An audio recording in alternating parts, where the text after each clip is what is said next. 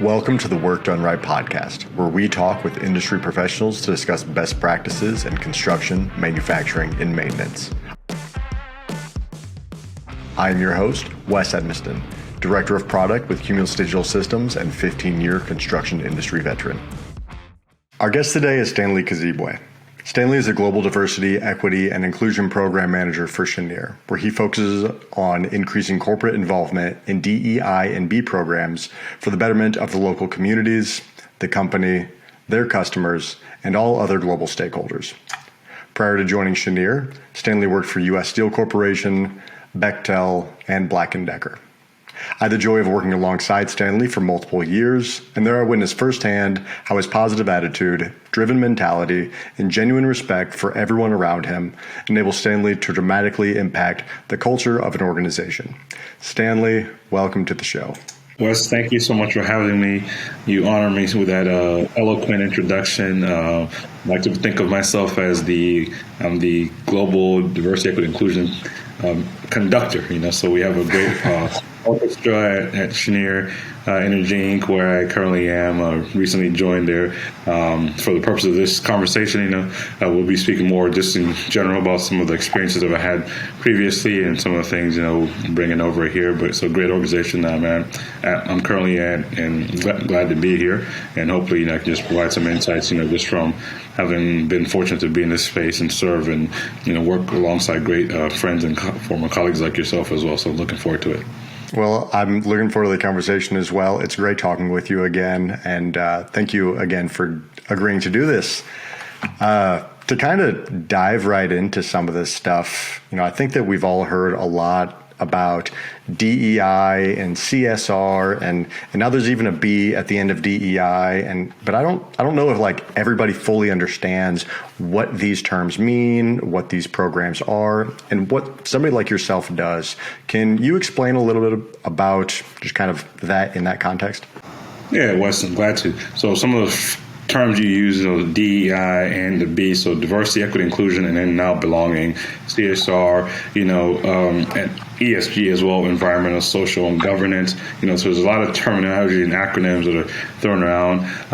What I always like to tell people, it's basically like someone in my role. Like I said earlier, I am a conductor, so it's not a one person or one team thing. It's sort of like inherent in a lot of organizations' culture, like safety, right? So safety is something that permeates throughout an organization, the physical and the psychological safety, right? This concept of you can't work safe if you don't feel safe. And so feeling safe is more like the mental, neurological, and there's a lot of studies around this, from Dr. Amy Edmondson from Harvard, who sort of coined that phrase. So same thing with diversity, equity, inclusion. I always tell people, all of us want to work in an organization where you feel included, where it's diverse, diversity of thoughts, and then obviously an equitable organization. And then you want to feel like, you belong in that organization, because if you feel like you have a psychological connection to the organization, you feel like it's a work family, it's a team, you're more likely to produce better outcomes, better bottom line outcomes, right? So tying it back to the business strategy and why it's important. So that's sort of like what the high level terminology is. Some of it obviously has gotten more, it's been more pronounced, I think, post 2020, with all the unfortunate things that happened with George Floyd. But, the thing I always try to remind individuals like this started way before, because again, we as a people have always tried to be, more diverse, equitable, and inclusive. So it's something that maybe has got a lot more pronounced over the past couple of years, but it's something any organization has probably been doing in some way, shape, or form, and some folks don't know it. So what we try to do is try to help raise awareness and bring light to what it is, and help dispel some myths about what it's not as well. So. No, that's a great way of kind of contextualizing even what exactly it is that you guys are doing. So I greatly appreciate that. Something that kind of stands you out as opposed to maybe somebody else in some of these fields is you've done this at scale, and you've been doing these styles of programs for years. Is there anything in your experience that you've done, that you've seen, that you've implemented that others can look to maybe as a model? And can you just kind of walk through a bit of your experience through this process? Okay, yeah, no, glad to do so, Wes. So one thing I always first tell disavowed folks, there's no one who has a monopoly on knowledge or expertise in this space. I think the moment anyone says they're an expert, an SME in this space, that's a red flag, right? Because we're all continuously learning and it's continuously evolving, and we're all on this journey together. B, it takes all of us collectively. Like there's like this famous saying about the Ubuntu. So it takes all of us. It takes a village to help move an organization and change a culture. Now that being said, you do have tactical, strategic elements you bring in. So there you may have an individual or a team that really is like tactically from a day-to-day operational responsible for. So that's what my current role I do, and over the years what I've done before. And I think what I've brought to this role, and again through the experiences with Bechtel Organization, Bechtel Corporation, as well as like U.S. Steel and other roles, is really sort of that project management and bringing that strategic, thoughtful thinking on how do you implement that tactical day-to-day, whether it's short-term and long-term, because you have to look at, there's low-hanging fruit things you can do, right? So it can be something as simple as like looking at visuals on an organization. So a lot of times if you go to a company's website, that's the first gateway, and that's the first thing, the user interface, that's the first thing people see about an organization. So if you're a diverse organization, and you say you are, but then someone Googles in this day and age with all these devices that we all have, and I go on and I see the layout of your organization, if it doesn't reflect what I'm hearing, well, that's the first thing we need to change, right? So just the user interface. And so something as subtle as that, but you have to do that in a thoughtful, methodic way. If you're a global organization, you have to be mindful of, hey, we have a diverse candidate slate. So is this going to be something, if you have individuals speak like different languages, are there ways you can make that accessible to those who speak different languages? You may have individuals who, you need to change like the phonetic and the other things of that nature. So that way those who are differently able may be able to access the information in different ways, right? So those are just two examples. And then even some of the recruiting and other things, like, so when you go to that website again, hey, if I'm a veteran, for example, and I'm trying to understand how my skill set transfers to this organization, do you have links? Have you set up programs to help address that need, right? So there's a myriad of things that just from that simple example that you have to really make sure it's structured, it's well thought through, and it's implemented before you sort of go live, right? Go on Main Street, as it were. And so that's some of the things that, someone in my field who brings that strategic thought and focus to it, then working with different individuals. So then you'd work with like your IT colleague, you'd work with maybe your talent acquisition and or other individuals. You'd work with, different groups. Like if you have a veteran employee resource group, ERG, or business resource group, to maybe help understand how do we then best, put that role or like highlight that we are a vet-friendly organization. So just in hoping that little snippet, I've given you, that's why you need someone who sort of is the conductor, right, of the orchestra, but then you work with different parts of the business to help bring that to fruition. I'd be curious, Stanley, to hear a bit more about how it is that you got into this, doing this role. I know you have a background in supply chain management. You have an MBA from Rice, right? I did. I had a good. Yeah, that's right. Yeah, so you have an MBA from Rice. University undergrad for business. So I did business undergrad and then MBA from Rice University as well. So. Oh, fantastic. So with that, and then you got into all things supply chain management. So how did you kind of gravitate toward these positions, or how did you get started in this role? So when I let's say post my MBA, really, but I go back to my heritage is from East Africa, Uganda, the original Wakanda, as I like to call it, right?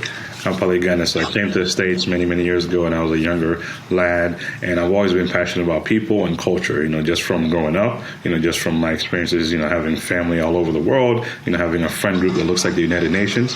So even from a time I was a young lad, I was always fascinated about people and culture, read a lot of books, I still do.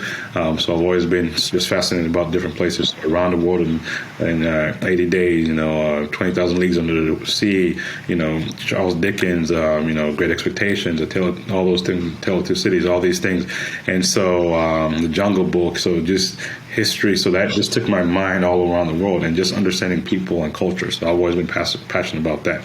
Second thing is, so as I started working, the various roles I had, so my first job out of college, was working with Stanley, Black & Decker, / DeWalt. And obviously I heard all the Stanley jokes. Hey, your name is Stanley, you work for DeWalt. If I had a coin for everything, I'd be rich, right? But I digress. But so I did that. So I was in Southwest Florida, the sales and marketing development program. And I mentioned that to say, so when I moved to that region, a lot of individuals there didn't look like me. And also, one of the things we supported was was NASCAR, great organization, and but we take a lot of our contractors to these races. So when you go to these races, again, a lot of the demographics weren't similar to mine, right?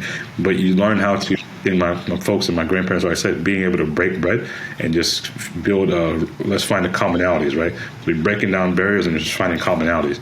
And so throughout my career, whether it was there in Florida, coming back to Houston, having again this very diverse friend group, even in the when I was at Rice, being involved in like some of the student organizations, and so always trying to find ways to sort of be the bridge builder and bringing disparate groups of people together, just through sharing food, sharing culture, subsequent to when I came to Bechtel, so when I was working in all these roles, progressing from supply chain, market analyst, business development, so on and so forth, to the role where, we had a good fortune of meeting people, culture, and communications lead on the Pennsylvania Chemicals Project.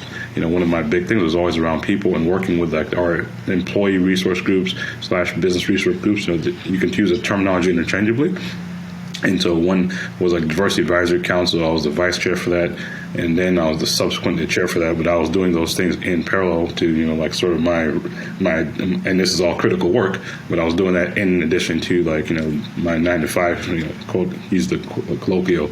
And so through that, I was demonstrating competence in that while doing this. And so at some point, the organization said, hey, you are so passionate about this. You really bring a lot of structure and thought behind this. You know how to influence colleagues, because these aren't colleagues that reported to you, but you had an influence over them. You'd be able to manage up laterally, as well as like younger colleagues or newer colleagues. And so let's create this role for you. And that was the people, culture, and communication lead role, which I had I was able to serve in that role on the Pennsylvania Chemicals Project from 2019 to 2021 until I departed and went to an organization, U.S. Steel. And then there I was the diversity, equity, inclusion business partner for the organization. Well, and I will say that in the role that you served at on PenChem, you did an excellent job there. So anybody that was there, I believe that they would definitely agree. So, you really do a good job of really personifying and living through that idea of, as you were saying, kind of breaking bread with anybody, really expanding out and being interested in all different cultures and ideas and types of people and just bringing everybody together. You do a great job of really, personifying that and living, just practicing what you preach. So I commend you with that. I'd be curious to hear what sort of challenges you experience going into different organizations, and maybe even, whether it's a current role, a past role, what you've heard from counterparts in other organizations. What sort of challenges do people meet when implementing a DEI-based program within an organization? So as I heard from a great mentor one time, still folks at an organization called Kintla organization, phenomenal organization, Bill Redmond, Kevin Berg, and others, Justin Arnold, phenomenal individuals. One of them always told me, don't be afraid to go slow to go fast.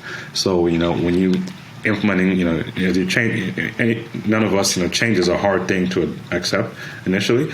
And so don't be afraid to go slow to go fast. And what that means basically is that you have to come in there with humility to listen and learn first, right? So be observant, as in any role, irrespective of what the role is, like when you first get into these roles in all organizations, you're really trying to understand the cultural dynamics and, so a lot of the who are the various stakeholders, who are the influencers in an organization, and the influencers before the influencers, right? All this social media stuff.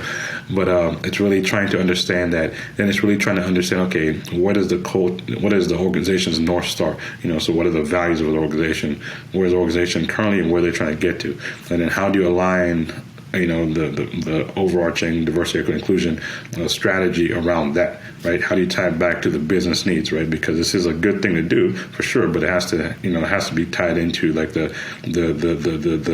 makeup and the sinews of the organization. Otherwise, some then look at it, this is just a one-off initiative or something that's sort of distracting or taken away from the raison d'etre, like the reason for being for the organization. So once you do that, you tie it to that, and from there, then you start putting your programs together or your strategies around that. And also understanding that different organizations are going to have a different continuum be on a different continuum on the journey. So, what works at this place may not necessarily work at that place, right? And being mindful of that, because you can't try to always, fit the same things in different places. There's some parallels, and there's some things you learn in different places as you go. There's some mistakes you learn along the way. You bump your head, okay, don't do that. That won't work, So one of the famous ones I remember is if you're in a lunch tent of good construction professionals on a job site, for example, and you want to do a survey, probably not a good idea to do that during a 30-minute lunch period, right? Because I don't care how much folks like you, you're not more important than their food if they've been there for 5.5 hours, 6 hours, and they have that 30 minutes, to have their meal before they go back to do the great work that they do. So, okay, learn that lesson, right? So maybe what are different ways I can get that same information and engage it? So things of that nature. But there's just a whole myriad of things you learn. Okay, hey, we're going to do an awareness campaign around a certain issue, around a certain cultural heritage. Maybe, okay, is the organization in a place here where people even know why we celebrate various cultural heritages? So if they don't, then maybe, okay, well, let's start first with the crawling. It's like just raise awareness of hey, there's this heritage you celebrate for this month or this month or that month, right? And then from there, once people, you kind of create that psychological framework in the organization to celebrate these type of things, then you can do more events. You can do different things around that, but you can't go from doing nothing to all of a sudden you're doing events, you're doing all this, because then people are like, what is this? What is that? So it's like having that sort of the awareness, the EQ, the emotional quotient, and the IQ to know, when to lean in a little bit more and when to sort of maybe help progress an organization along at a different pace. Yeah. So really, kind of, I guess, being met with potential for people's kind of cultural competence to be lower, or even just the general idea that people are slow to change, and those would be some of the restrictions that you're being met with, and you're saying to just kind of be mindful of it and manage them through the process and do your best to be understanding of that yourself, right? For sure. And also, meet people with grace. So one thing I said, again, being able to break bread, but also meet people where they are. So just because someone is not as knowledgeable as myself or others, maybe who are in this space, doesn't mean that individual is a terrible individual or whatever. It's just that's where they are on the continuum. So, for example, I have the utmost respect for anyone who's in the professional construction field. I have never welded a thing in my life. So if someone is trying to show me how to weld, they may say, okay, hey, this is what you got this section of pipe and this section of pipe. I may be like, hold on, what is a weld? What are the different types of weld? What kind of torch do I need? What kind of mass do I need? Right? So someone else is over here because they're an expert in it. I'm over here at the starting gates, right? I don't even know. Do you weld pipe? Do you weld wood? Someone's like, of course you don't weld wood, right? But it's like, oh, I didn't know that, right? So it's like, but if one person kind of chuckles and says, oh my gosh, you're a lost cause, someone else is like, you know what? Actually, let me just start from the basics. Why do we even weld something, right? So then that person is meeting me where I am, and they see the desire to learn. Now, after a year of teaching me, if I'm still in that foundational, okay, there's maybe some other opportunities. Maybe, this isn't for you. You know what? Go do another trade or something like that, or go do something else, right? So similar in this space too. You try to help raise awareness and meet them where they are, and then you bring them along the journey with you, because then now they can ideally and hopefully they could probably be able to then teach or help others along their journey. And that's really how you start changing a culture, where it gets away from just one person or one team, one group, to really it's embedded within the organization. And honestly, in all areas of life, that meeting everybody with grace, and as you were also saying earlier, having that continuous learning mindset. Those are two just kind of staples to kind of live by in my mind. So no, absolutely, and I very much love that. One of the things you said a minute ago was when you're implementing these programs, making sure that you are tying them back to really the business case for the organization as well. And making sure that you're really, digging down and rooting it into the organization, changing that culture, rather than this kind of being a fly-by-night program that we're just kind of doing for the sake of, right? I guess, how do you present this program to the different stakeholders in an organization, and what benefits do you see a DEI program, a CSR program bringing to an organization? Okay. Well, first, back to the point where it's about like when you tie something to an organization's like reason for being or value, it's much harder. It's always an easier ask to when you ask for resources, whether it's financial, whether it's people, whether it's time, whatever it is, right? So, example I gave is something like psychological safety, right? So, if you're doing an initiative around, someone could say, well, how does that tie into DEI, diversity, equity, inclusion? You could say, for example, if you're in a team, you could be whether you're working in the field or in a home office, whatever it is. If you're in a team and say you're not hearing all the voices, because ultimately with safety, we want people to stop if they're unsure, speak up, even if I'm not sure, I may be an apprentice, I may be someone new, whatever role I'm in, I want to sort of feel like that safety where like, if I'm not sure, I can ask and challenge respectfully and say, hey, maybe that thing you're doing, is that how you're supposed to do it? Is that safe? Are you tied off properly? Is that ladder supposed to be that high? Are you supposed to lean it up like that? But if I don't have that comfort and familiarity with you to even say, hey, Wes, I'm not sure. I could be right. I could be wrong. But is that right? And you're like, oh, yeah, thank you. You're looking out for me because you care about me or whatever, right? We have a psychological safety. And then, but now as you scale it up across a large organization, that could show up itself and manifest itself in so many different ways. So if we have a team and, for example, one person tends to speak all the time and others don't get a chance to speak. So if you have a team of 10, so the way you implement something like the psychological safety is like say, hey, let's look at it in an inclusive manner. Just show respect. Make sure you ask for the diversity of thought, and then you as a leader, it's incumbent upon you to do these things, right? So that by doing so, then you bring forth new ideas, new voices. You're also helping lift up some of the best ideas you may get from that individual that doesn't tend to speak up or whatever, right? So you've enabled and empowered that individual. And what you've then created is a psychologically safe space. And that's the culture which you need if you're trying to, for example, have this effective safety program where people speak up, where people at least people take a pause if they're not sure of something or whatever, right? And then that's how, so you've helped improve the inclusivity of the organization. You've helped create this psychologically safe space. And you also tend to make things safer because then people will also be in a space where they can talk about, for example, potential mess-ups or situations that could have happened, and then you can sort of do root cause analysis.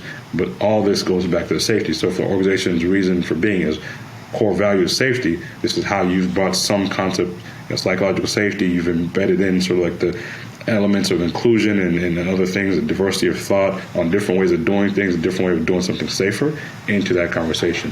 And it's going to be hard for anyone in an organization to say, you know what, no, we're not going to support or promote this thing that's tied to our safety of our colleagues and our employees. And then, oh, by the way, having safer colleagues and employees then makes, for them be able to do different things, maybe in the community, volunteerism and all these type of things, right? Because if I'm healthy and safe, then I can do those things, right? So then that gets into the community aspect and the CSR and those type of things, right? So from that one thing, there's so many ways you can sort of connect that and tie that back to the core thing around safety. That's just one example.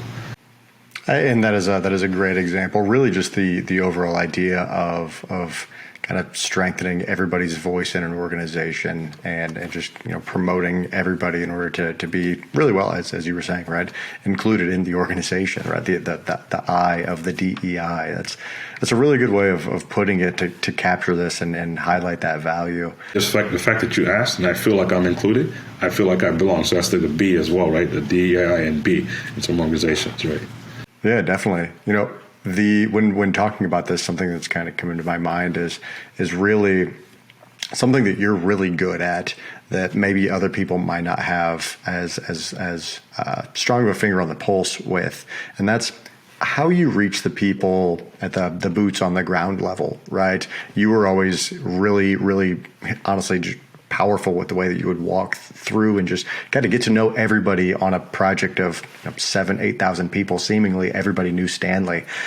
So how is it that you have done this in the past to where you can connect with those people and promote these programs at really, the boots on the ground level and all the way through the organization? And what can other people do in order to be able to, I guess, go off of that same model and reach those same people?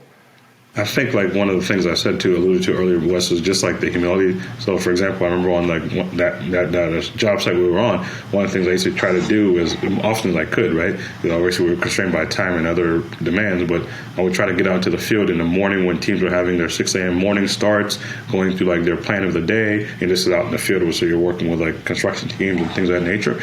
But just showing up and being visible, even if I didn't have the foggiest idea initially what was going on, and then I just to show up. So I think people appreciate like, hey, you're here with me early morning. It's times it was cold because we're by the Ohio River, that cold frigid area. Great region, great city, but that cold weather is. For a southern boy, someone from roots in Africa, like cold is not my best friend, right? I grew up in the Midwest. That cold was bitter. Bitter, yeah.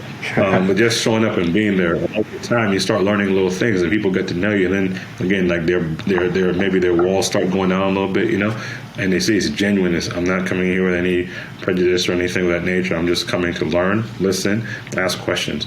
So doing that over and over, then hey, let me explain this to you. Let me take you around. Let me introduce you to this person. So then from that you start building organic relationships. It's not some contrived thing. And this is just on the job site. When I was in another organization, U.S. Steel, I tried to get out to the steel plants as much as I could because I also realized that again the largest part of our colleagues were in the steel plants, right? So if we're going to put these programs and initiatives together, we have to really understand the stakeholders, right? Because you have stakeholders all across the organization. You may have leadership that you have to get buy-in from and support from a resource standpoint. You have colleagues that you're maybe influencing, whether it's in ERGs or other ways. But then you have, other colleagues who are like on the front lines or out in the field or whatever it is, right? In the trenches, as some would say. And so if we're trying to deploy a program or initiative or effort and we haven't engaged all the various stakeholders in different ways, and understanding how you engage different stakeholders, it's a much easier, again, ask when you go to like a senior level executive and say, hey, we want to deploy this or I think this would be the good way to go about. And you say, oh, by the way, this is back because I talked to 1,000 colleagues or I brought the data that shows this is something that our folks are talking to us about, they want to see in the field. Or you talk to female colleagues and say, hey, we need maternity leave for these reasons. Oh, by the way, that paternity leave actually applies to everybody, not just our female colleagues, even though that may be somehow it's perceived in a sense, right? But you have folks who are single parents, they could be fathers or whatever it is. So these things like that, but you have the data, and the only way you get the data is just sort of doing like the brass tacks and like the old school going out, meeting, engaging, and talking to people. Then you can triangulate the information because also you may hear from one person over here, but okay, if I'm hearing it from like different people across the organization in different facets and stuff like that, then I can start making some generalizations. Then from there you prioritize because you can't do all things. So you have to say, what are the things, back to this aperture, okay, look at what are the most things that are going to make the most immediate impact, something maybe we do in a different period from now, other things we can do right away, right? Something could be as simple as like, hey, we just need to put on, lights in this particular building because that's going to help change the culture over here. Or we need to do something else. We need to maybe adjust the start times or whatever it is because some folks, because of different concerns, they couldn't get here on these. So like there's little things like that, but you only know those things by engaging and meeting people and then hopefully building that rapport with them. And then from there, that leads to respect. And then so when you do things, people know where you're coming from because they know who you are. They've seen you, and your team, they've engaged with you. Versus it's just something coming from on high. I've never met this person. I don't know what they're talking about. And now I want to do this, right? Back to that change. So if you're that individual who never met me, never seen me, never heard about me or my team, and now you're getting this edict, like you have to do this, you're like, there's like, that's where that resistance comes in. But if someone's seen you, they've heard of you, they've talked to you, they've, broken bread with you, they're like, you know what? I know where Stan's coming from. And if I have a question I can ask, he's receptive or she's receptive, then it makes it that much easier to accomplish that change you're trying to do for the organization's benefit. Something that's kind of jumping out at me that as we're talking, and even, I'll be honest, I have more that I can learn in this space. I have more that I can learn in honestly any space. I don't think that I'm necessarily professional or really the subject matter expert in any one domain. But something that you said it's extremely simple, but I think really encapsulates well what a DEI program is. And you said something so small as changing a light bulb over here that can change the culture of this area, right? I don't think that most people would think of that as something that falls within the domain of DEI, but really, I think what I'm hearing out of that is just listening to people, right? Listening to people. What is it that you need? What have you been asking for so that you can have your voice be heard, and to really strengthen that idea of being included, of that belonging aspect, which again strengthens that culture, the entirety of the culture of the organization. Which is funny because it's kind of like that light bulb moment for me, realistically, in all of this, which is hilarious because we're talking about changing a light bulb, right? But I mean, I don't know if most people would ever think that something so small as, hey, changing a light bulb in an area would be part of a DEI program. But I think that just goes to show that a DEI program really is about top down strengthening the culture of an organization. Would you agree with that? Yeah, it's top down, bottom up, and it's in the middle. But the reason I said like that light bulb, because that could be, you may have a part of like a facility or location where, hey, all the lights are on over there, but why aren't our light bulbs on? Oh, and it could be deeper rooted. It could be like they're not on because you're from this region or you look like this background or whatever. So that simple thing for that affected group has helped improve the culture for them. And now it's made them all, it's equitable across the organization, right? So you could have, again, individuals that have different biases and things like that. So you've helped that group by addressing this immediate concern. Something as simple as putting bulbs, whatever it is, like putting toast, whatever, microwaves, whatever it is, something as simple as that. Changing out the, I remember another thing we did is like just providing, when you had like the restroom facilities, enabling all colleagues of all genders to sort of have the same time in these different things, not on that project, but other previous projects, right? But things like that, you have to meet people and engage with them to hear their concerns. And because everyone has different, everyone has different things that are impacting them, and they make it's a big challenge for them. And so once you do that, you solve that one problem over here, then you solve this problem over here. That's how you start creating a culture where it's like, hey, people speak up. Right, they have that psychological safety. They voice concerns, whatever it is, and that's when you can start getting into some of the things around. Hey, the reason we're doing this is not to, to diminish or to say you're less than or you're holding down one group. It's really like we're trying to create this environment where all of us feel welcome, all of us feel appreciated, all of us feel like, hey, we can bring our authentic, true selves to this organization, which then leads to that great cultural change that we're all trying to aspire for. Oh, absolutely. It's actually something I was recently listening to an audiobook by Ginny Rometty. It's called Good Power. It recently just came out, I think, last week, at least as of the time of this recording. Is it former CEO of IBM, I think it was? Or is it Intel or IBM?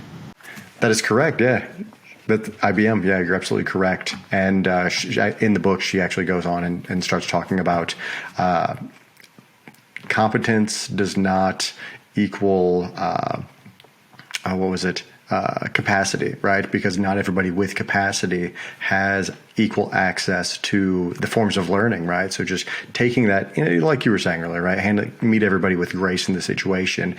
And I know, in our past working together, our organizations worked really to give back to the local community, and there were several initiatives in order to contribute to the outerline community around the facility.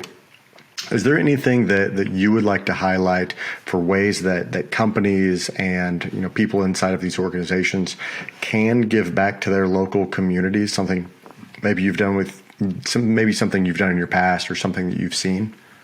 Yeah, real quick on that competence thing. I heard a speaker the other day say something about like men tend to lead with confidence and women lead with competence. So do both, right?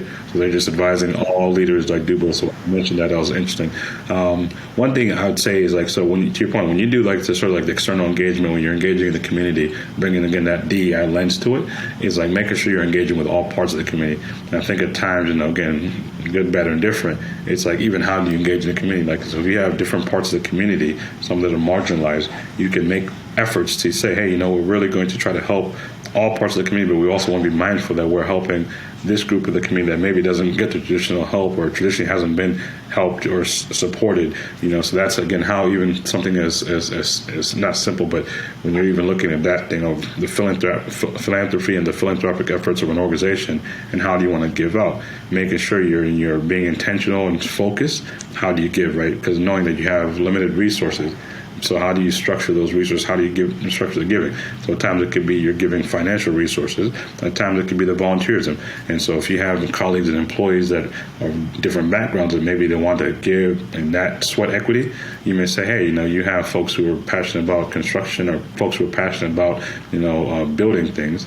Well, naturally you may have an alignment there with let's go help build things in these communities, and maybe these communities and these colleagues who are doing that are from a different demographic than that group that you're helping. So that then helps cross-cultural awareness, because this group is now going to do this thing that they love building, but they're building in this community where maybe they haven't traditionally been engaged or had that hasn't been their culture. So now you're also helping bridge, because you're helping people hey, we're people, these folks are here helping me. So this folk, maybe they had a view of these type of individuals, but now they're saying, well, this person that looks different from me but is helping me, they're solving my need, this person who's helping is wow, people live like this, so wow, let me help them, right? And so right there you're having cross-cultural engagement, you're helping, these folks are volunteering, so it's you're doing so many different things just through this interaction, right? So that's again back to the being thoughtful and strategic and what type of things you do as well, right? Because that doesn't just happenstance as well. So you have to be thoughtful about that, and that kind of goes back to the earlier question about when you bring in someone who has a vision and strategy in these roles, you're balancing so many different parts, and that's sort of the overarching program. You bring all these elements into this program. And that's when you do these programs well. And again, they're not just programs like ad hoc, one-off initiatives, but when you bring structure and rigor and thought behind it, that's when it really makes sense in an organization, and it helps really, because now that goodwill that's generated for an organization is again back to helping move the company from a bottom line standpoint, perceived favorably in the community, perceived favorably with investors, so some of these ESG concerns and things of that nature. Yeah, no, that is great. Stanley, one thing that I would like to get your opinion on, out of the DEI and B, which one do you believe is the most important? They're all important. I think it's asking, I don't have little ones, but it's if you had little ones, which child is most important, they're all important, right? So it's different elements of it that, I think will impact the different organization in different ways, but they're all the sum of the parts is what makes it a great whole. It's a great answer. Let's see. What are some of the most common misconceptions that you would say people have about diversity in construction or just DEI programs in general? Yeah, I think so. And again, it's at times helping people awareness of what it is and what it isn't. So I think some folks at times feel that, hey, this is going to be at the detriment of me. If I help this group that has maybe been marginalized, traditionally underrepresented, that therefore that I'm not going to get an opportunity. We're just saying at times hey, if you have a pie, and maybe your slice was half the pie before, we're just trying to make it more equitable where everyone gets a fair slice of share of the pie. And maybe before there were some that didn't even get the pie, right? So let alone they're not getting a fair share of the pie, they didn't even have access to the pie, right? At times it can be something as helping people understand what things like privilege are. Privilege doesn't mean, I have the good privilege, I have two hands and all my appendages and whatnot, but if I see someone who doesn't have that and there's a wheelchair ramp, that individual has different abilities, but in a wheelchair ramp, by them having that doesn't mean that they're advantaged more than I am. But I'm empathetic and knowledgeable enough to know that, wow, this person needs that because it's going to be harder for them to get up on this step versus me, who's fortunate, knock on wood, has those abilities still, right? Also knowing that there will be those elements of people in life and society, right? Everyone's not always going to understand everything, and so you don't manage for those folks. So you try to get the 90% of the organization or people who are just genuinely good people. So I think you default to the goodness of people. You meet people with grace where they are, and those who just can't get it or whatever, you help sort of manage them into other opportunities or whatever, as it were, or you just sort of like don't be disruptive, right? You may have your view, whatever it is, but if it goes against our culture or the values of an organization, then there's different conversations that need to be had at that point. I think the thing to remember is that you said pretty well is nobody's trying to take your pie away. We're just trying to make sure that everybody gets more pie, right? Everybody gets a fair slice of pie. So yeah, that's definitely a great way of putting it. We've heard a lot about labor shortages in the industry, really overall, not even just in the construction industry, but pretty broad spectrum. You can't go into a single store really anymore without seeing help wanted signs up. How is it that DEI programs can help to facilitate getting people to fill these positions in these various industries? Yeah, this goes back to what's the point about next. So you're looking at a pie and aperture, and so you say, hey, if we have this pool of talent, and we have 1,000 roles, and there's only 100 currently available individuals to do these roles, and we're saying there's 900 individuals that, for whatever reason, aren't even being looked at, because maybe they're veteran backgrounds, or maybe someone thinks that they don't have the skill set. Well, like, no. We have these are 1,000 roles we have to fill, so we have only 100 right now. So let's look at more thoughtful, inclusive ways to bring in these other 900 individuals who may be available to fill these roles. And it could be, okay, well, what programs do we have to put in place if these are roles that we perform, say, some of them may be performed remotely. So can we do things to help those individuals who maybe don't have access to coming into a work because maybe they're differently able, maybe they're bound by a wheelchair or something like that, so they can't, but they don't need to do that for that role, right? So it's like getting thoughtful about even like the role definitions or what are the requirements. I know some organizations have gone away from, things like if you can, instead of having like, say, academic qualification in that sense, you could say, hey, you have the life experiences or professional experiences that then can substitute for that, right? So you have to be thoughtful in the way you're trying to open up the aperture to tap into like a broader pool of talent, which helps you as an organization, again, fill these roles that you do need to fill. So that's where some of these programs, again, working with groups like your talent acquisition and or your HR teams and others to be thoughtful. But it also helps then if you have groups from like some of these individuals who have similar traits. So if you have like your veterans, for example, if you're trying to recruit more women into certain roles, looking at the demographics of who is graduating from these programs in STEM and other fields. So if half your population is made up of this, but then you're not tapping into that, you're doing yourself a disservice, right? Because if you look at the trends in, according to the Bureau of Labor Statistics, we're becoming a more multicultural, more multiracial society. And so you have to reflect that. If your customers you want to reflect your customers, you want to reflect the communities. So these things are imperative to do. They're not just nice to do, right? If you're selling products and you want to understand, hey, how can I sell this product to the whole broader kaleidoscope of my customers? And the only way you do that is by having individuals in your organization who understand, who are from these, cultural heritage or backgrounds, who have competence in that. Because, for example, if we're trying to sell, a product for an individual woman, those who identify as women, you and I, we're men. I have the foggiest idea, so it would be sort of presumptuous of me to say, hey, this is what you need to do to sell that product. How about I call someone, sister or friend, whoever, have a colleague say, hey, what would be the best way to sell this widget, to this individual, right? So having that diversity of that thought, but being inclusive, but you have to have that colleague in the organization first to even be able to do that, right?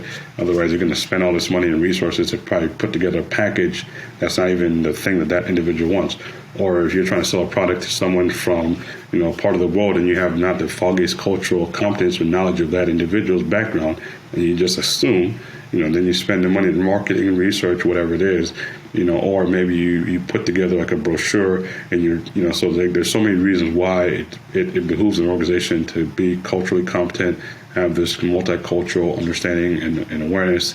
And the best way to do that is bringing in individuals from different backgrounds and have this diversity of thought, which leads to better outcomes. I'd like to take a quick minute real quick in order to ask you some questions to get to know Stanley the person, not just Stanley the professional. Stanley, who would you say your role model is? I'd say my parents, for sure. They're like the people who I've seen and just try to live up to. I don't know if I'll ever get there, but just try to live up to the great things they've done and all the lessons they've imparted on myself and my siblings. So my parents for sure. What would you say your favorite book is? My favorite book is in scripture. So, I'm not a saint, but it's someone who I try to live my life, that North Star, right? And have like some moral compass and everything. But outside of that, I'd say Charles Dickens, favorite author. So I love Great Expectations. Absolutely. What is your dream job? So my dream job is a chief diversity officer, but really anything where I can help people and impact an organization, just changing a culture and organization. So like from a CDO, that's a natural sort of progression, and that's what I aspire to. But really any role where my passion for people and culture and strategy and project management all align and come together. Stanley, what is your favorite quote? Favorite quote? Oh my gosh. Yeah, be the change you want to see. I think that's Gandhi. And then Lao Tzu said, the journey of 1,000 miles starts with one step. So like kind of goes back to that thing, don't be afraid to go slow to go fast. Absolutely. Yeah, there's a lot of power in all of that. But I think, Stanley, this we're definitely a little over on time compared to what our typical recording is. But I was happy to do so. I very much enjoyed this conversation. It was great getting to catch up with you, and I appreciate you taking the time in order to impart wisdom onto all of us on how it is that we can better deploy some of these programs and the value that it brings for the organizations and for the individuals. So, Stanley, again, I greatly appreciate you joining us on the show. It was a great conversation. Thank you for the opportunity. It's like my deep pleasure and humbled to be here. And again, it takes all of us. So Ubuntu, all of us collectively working together to make this cultural change we want to see in the world. I hope you have enjoyed listening to this episode of the Work Done Right podcast. Please help us out by subscribing and leaving us a review. And as always, our show notes are linked in this episode's description. Thank you for listening, and see you next time.